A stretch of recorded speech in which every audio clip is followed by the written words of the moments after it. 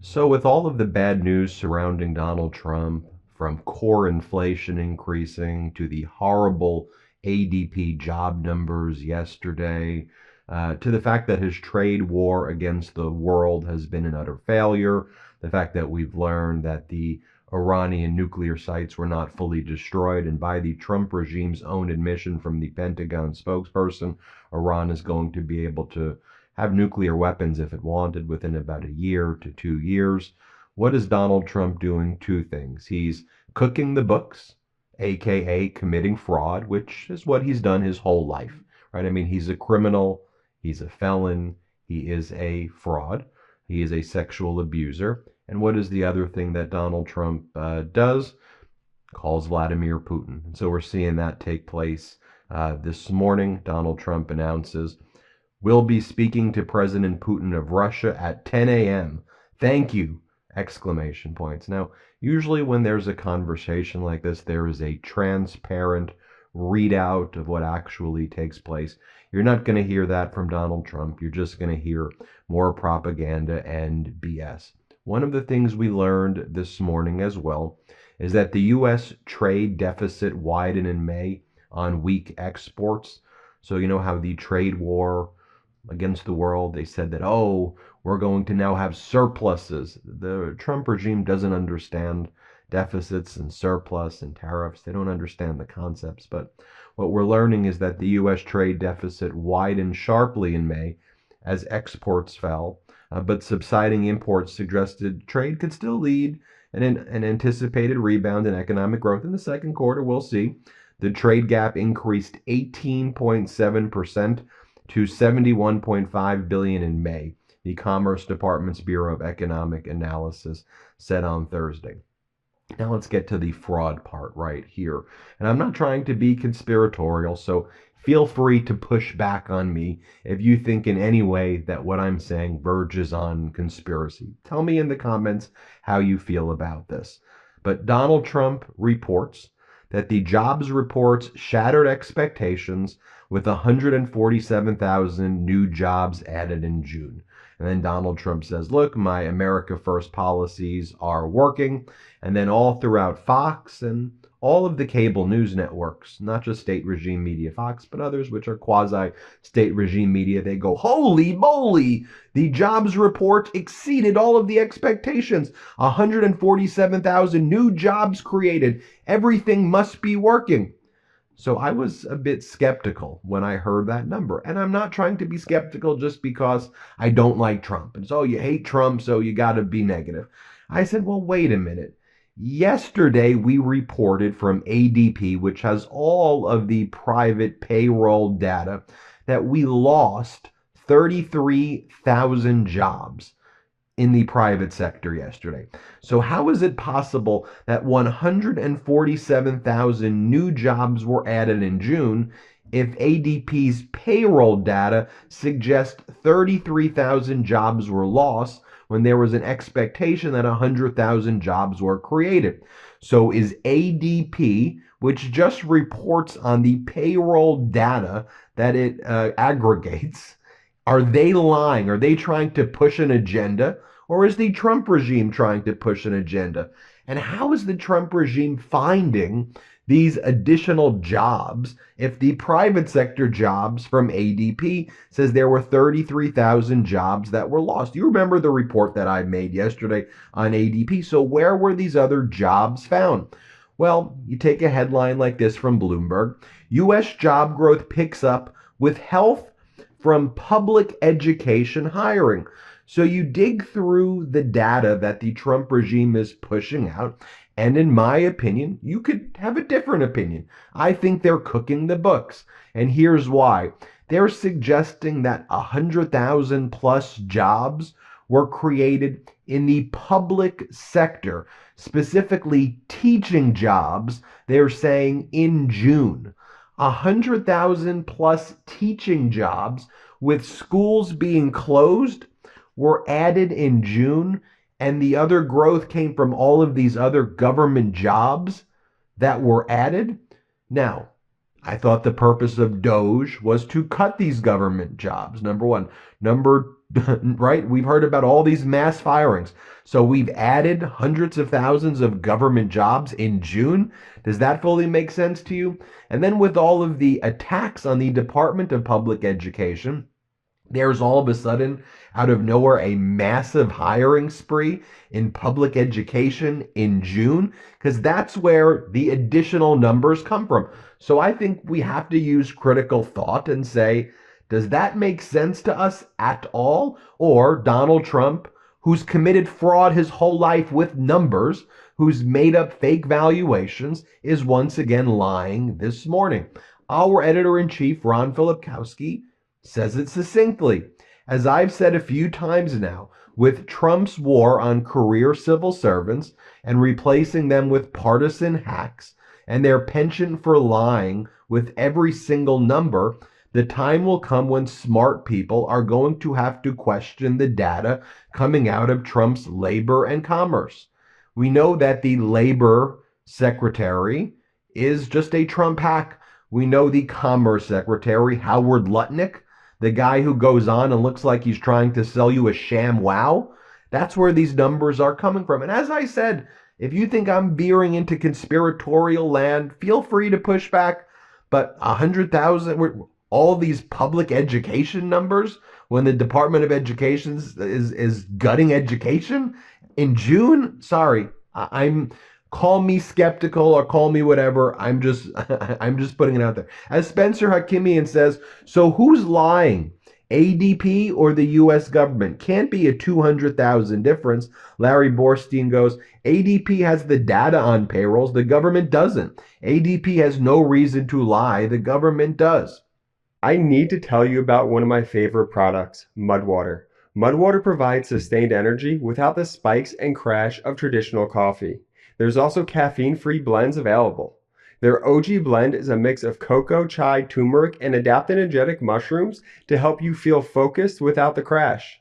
And the best part, it's amazing over ice. No, seriously, just mix it with cold water or milk, shake it up, pour it over ice, and boom, you've got yourself a refreshing, feel-good boost that actually helps you stay balanced. Every single ingredient in Mudwater products are 100% USDA certified, organic, non-GMO, gluten-free, vegan, and kosher. There's also zero sugar and no sweeteners added. To use Mudwater, you simply drop the powder into your favorite mug, pour some water on it, and give it a mix. Some go wild and add creamer, honey, or even CBD. And as I mentioned earlier, the best part about Mudwater is it provides sustained energy without the spikes and crash of traditional coffee. And don't forget, there's also caffeine-free blends available. Ready to make the switch to cleaner energy? Head to mudwater.com and grab your starter kit today. Right now, our listeners get an exclusive deal, up to 43% off your entire order plus free shipping and a free rechargeable frother when you use code MIDAS. That's right, up to 43% off with code MIDAS at mudwtr.com. After your purchase, they'll ask how you found them. Please show your support and let them know that we sent you.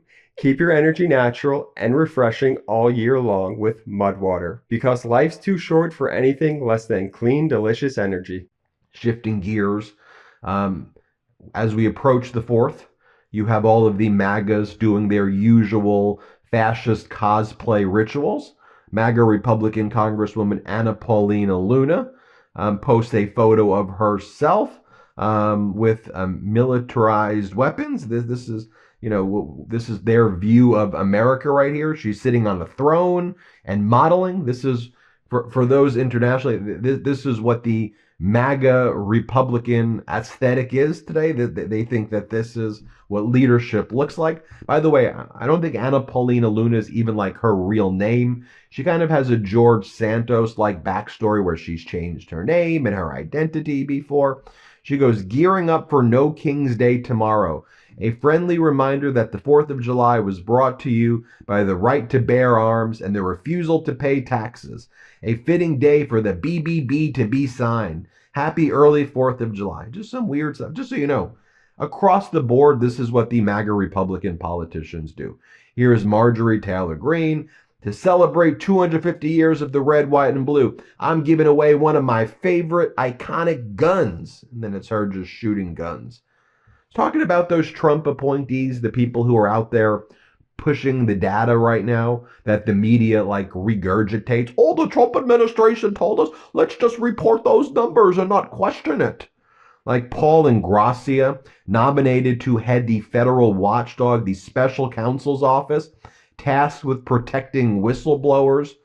He's 30 years old. I think he recently just became a lawyer. He shared a 9/11 conspiracy video, claimed straight white men are the most intelligent demographic group, and has ties to white nationalist anti-Semite Nick Fuentes. Here's the individual who will be leading the office of the special counsel in the United States of America right now. Take a look right here, what the MAGA Republicans are saying this morning about why they're now supporting the bill that they said that they would never support before. Like Ralph Norman, he goes, I'm never supporting this. This bill's a disaster, which it is. It's going to cause trillions of dollars to be added in our debt. This is the worst thing imaginable. So the CNBC reporter goes, okay, well, what changed? I visited Donald Trump, and he told me that it was going to be great. Yeah, you're in a freaking cult. You're in a cult. When you saw him in the White House, and he promised you it was going to be better instead of reading the freaking thing. You're in a cult. These are the biggest idiots I've ever seen. I don't know how else to describe the idiocy here. Here, play this clip. Sir, what I don't understand is you had a view that was negative about this bill yesterday. Is there something different about the bill today? Yeah, it is. We met with President Trump, and he did a masterful job of laying out how we could improve it, how he could use, as his chief executive office, use things to make the bill better. So we learned in this story, New York Times actually did a good report on this one, about what went down to change the votes of all of these MAGA Republicans who were no, and they said, we're absolutely never going to vote for this. You're going to throw our constituents on the street. You're going to make our constituents die. They're going to be kicked off their Medicaid. We can't support this disastrous budget bill. Well, come on. Come to the White House. See Donald Trump. A conga line of angsty Republican lawmakers filed through the West Wing on Wednesday, hemming and hawing about Trump's bill. They walked out with signed merchandise and photos in the Oval Office. He handed them MAGA merch and signed it. And then they sold out their constituents. And then they're posting photos of themselves holding guns today. That's the state of the United States of America. And here's how they talk about it. MAGA Republican Congress member Ryan Zink. This is his endorsement right here of the bill. Hey, it's not that good. We're just going to do. It's the best that we can do. The best that you could do, you're kicking 17 million Americans off of their health insurance. You're adding trillions of dollars in debt to our country to give billionaires who don't need it tax cuts. It's crazy. Here's what Ryan Zink had to say. Let's play the clip. It probably has too much salt, not enough pepper. There's some small gambling issues in it that can be corrected, but I don't think that this is the vehicle to correct it. Overall, there's no poison pills in it. If you're a fiscal hawk on one side, you're probably not satisfied. If you're moderate on the other side, you're not satisfied. Right. So overall, I think this is the best we can do at the moment. Best you can do it. And then they're all morning, they push this, like MAGA Republican Congresswoman Hinson on the Medicaid benefits. You shouldn't be a 29-year-old guy living in his mama's basement, choosing not to work. all these 29-year-olds living in their mom's basement. Here, play this clip. Talk about Medicaid because we are eliminating the waste, fraud, and abuse in Medicaid. We want this program to be there for constituents like mine, like Emmeline and Parker, disabled children who need access to these benefits. They shouldn't be going to a 29-year-old guy who's living in his mom's basement choosing not to work. These benefits will be preserved thanks to the work of President Trump and Republicans. We're continuing to stand up for hardworking families. Yeah, I think Medicaid was the biggest cause of fear for Americans across the country. Do you understand how Medicaid works? Medicaid doesn't make it like, what do you think Medicaid makes it like rain on people? The 29-year-old just sitting there getting that Medicaid money, playing the video games. Medicaid pays the providers who do surgeries and give medications. It's reimbursement for services rendered and for medications in the medical field. It's not enriching the 29-year-old person. The 29-year-old person's going to need health care one way or another. What do you think this is? You know who actually the bill makes it rain on and benefits? Not this imaginary 29-year-old who's like, oh, I'm going to be so rich by getting a back surgery on my L5-S1. I'm going to get a micro dissection and I'm going to be rich, dude. Yeah, and I'm going to live in my mama's basement after that micro dissection. Well, dude, what the hell are you talking? It's not life. You know who is?